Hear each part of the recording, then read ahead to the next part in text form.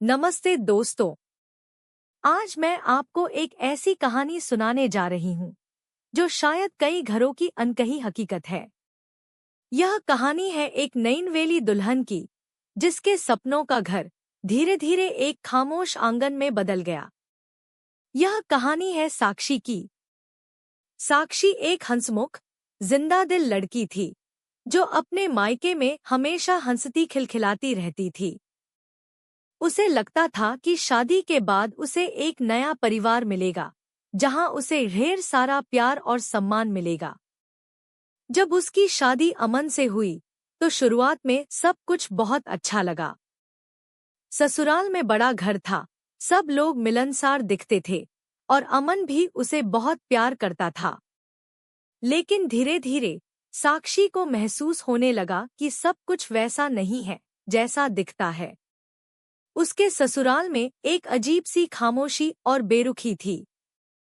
सास निर्मला जी और ननद पूजा, जो शादी से पहले बहुत प्यार से बात करती थी, अब बदल गई थी। साक्षी सुबह जल्दी उठती, सारे घर के काम करती, झाड़ू पोछा, रसोई, कपड़े। लेकिन उसकी मेहनत कभी किसी को दिखाई नहीं देती थी। अगर थोड़ा सा भी काम में चूक हो जाती, तो निर्मला जी टोक देती, साक्षी, यह क्या किया? हमारे घर में ऐसे काम नहीं होता। पूजा भी छोटी छोटी बातों पर ताना मार देती, भाभी, मायके में तो काम करना सीखा नहीं होगा आपने। अमन, जो पहले उसका साथ देता था, अब चुप रहने लगा था। जब साक्षी उससे शिकायत करती, तो वह कहता, साक्षी, छोड़ो ना। माँ और दीदी ऐसे ही बोलती हैं, तुम दिल पर मत लो। लेकिन साक्षी के दिल पर तो हर बात असर करती थी। उसे लगता था कि वह इस घर में सिर्फ एक काम करने वाली बनकर रह गई है, जिसकी अपनी कोई आवाज नहीं है। सबसे ज्यादा दर्द तब होता जब खाने की मेज पर उसे अनदेखा किया जाता। सब अपनी अपनी बातें करते, हंसते, लेकिन साक्षी को कोई पूछता नहीं था। अगर वह कुछ बोलने की कोशिश करती, तो उसकी बात काट दी जाती या उसे अनसुना कर दिया जाता। उसे लगता था जैसे वह इस भीड़ में भी अकेली है। रात को जब सब सो जाते, तो साक्षी अपने कमरे में अकेली बैठकर रोती थी। उसे अपने मायके की याद आती, अपनी माँ की बातें याद आती, जहां उसे हर बात पर प्यार और सहारा मिलता था। उसका हंसमुख चेहरा अब उदास रहने लगा था, उसकी आंखों की चमक कहीं खो गई थी।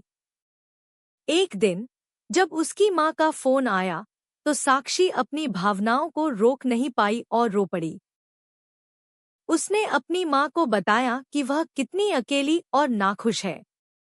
माँ ने उसे हिम्मत दी और समझाया कि उसे चुप नहीं रहना चाहिए, बल्कि अपनी बात प्यार से रखनी चाहिए। माँ की बातों से साक्षी को थोड़ी हिम्मत मिली। उसने सोचा कि वह ऐसे हार नहीं मानेगी।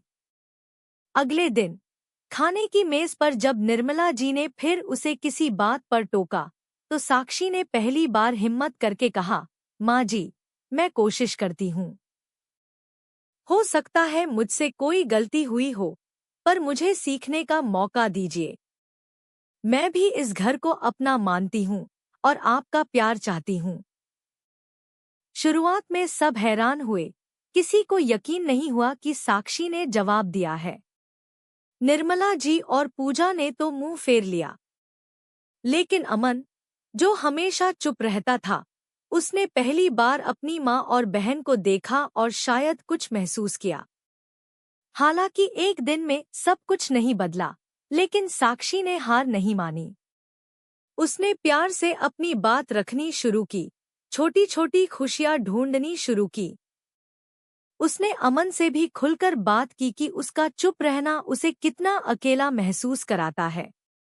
धीरे धीरे, बहुत धीरे धीरे, अमन को अपनी गलती का एहसास हुआ। उसने साक्षी का साथ देना शुरू किया, अपनी माँ और बहन से भी बात की। यह एक लंबी लड़ाई थी, लेकिन साक्षी ने सीखा कि खामोशी से सब सहते रहना ही हल नहीं है। कभी कभी हमें अपनी आवाज उठानी पड़ती है, प्यार से ही सही। यह कहानी हमें सिखाती है कि नए रिश्तों में ढलना आसान नहीं होता, लेकिन इसका मतलब यह नहीं कि हमें अपनी पहचान और खुशी को खो देना चाहिए। हर रिश्ते में सम्मान और एक दूसरे की बात को सुनना बहुत जरूरी है। अगर आपको लगे कि आप खुश नहीं हैं, तो हिम्मत करके अपनी बात जरूर रखें, क्योंकि आपकी खुशी का हक आपको है। तो दोस्तों, अगर यह कहानी आपके दिल को छू गई हो और आपको प्रेरित किया हो, तो कृपया इस वीडियो को लाइक करें, अपने दोस्तों और परिवार के साथ शेयर करें, ताकि वे भी इस संदेश को समझें, और हमारे चैनल को सब्सक्राइब करना बिल्कुल न भूलें। और हाँ, हमारे आने वाले ऐसे ही दिलचस्प वीडियोस के लिए नोटिफिकेशन बेल को भी ऑन कर लें। आपके प्यार और समर्थन के लिए धन्यवाद।